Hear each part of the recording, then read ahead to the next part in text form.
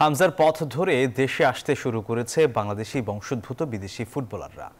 বয়স ভিত্তিক দলে খেলতে বৃহস্পতিবার ঢাকায় ট্রায়ালে অংশ নেয় আরও 2 প্রবাসী তরুণ।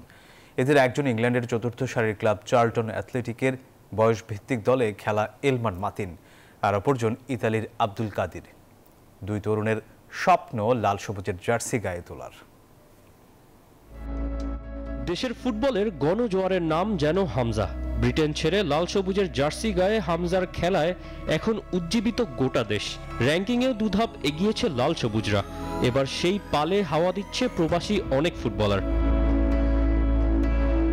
আরও এক ইংল্যান্ড প্রবাসী ফুটবলার এলমান মতিন ঢাকায় এসছেন ট্রায়াল দিতে।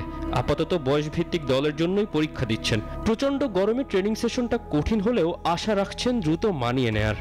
Today it was quite good to be honest. It was quite good. It's just that the heat is a lot to handle, to be fair.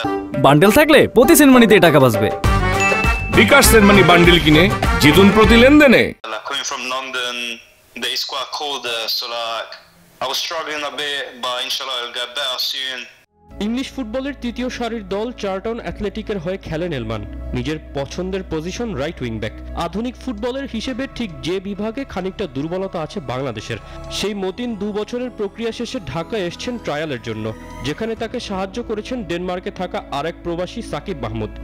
My strongest position I'd probably say is as a right wing back, but I can also play as a CDM, which I'm currently trialing as a CDM. Today I played as a CDM, but I can play on the wing as well.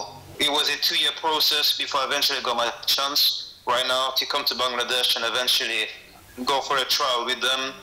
বয়স ভিত্তিক দলের ট্রায়ালে এলমানের সঙ্গী ইতালির আব্দুল কাদির। ফাহামিদুলের মতো কাদিরও খেলেন ইতালির চতুর্থ পর্যায়ের লিগ সেরি ডিতে।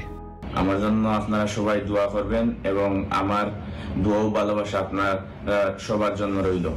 এছাড়া বাফুফে বলছে বাংলাদেশের হয়ে খেলতে 13 দেশের 32 জন ফুটবলার এরই মধ্যে আগ্রহ প্রকাশ করেছে। তৌসিফুল হাসান, নিউজ 24।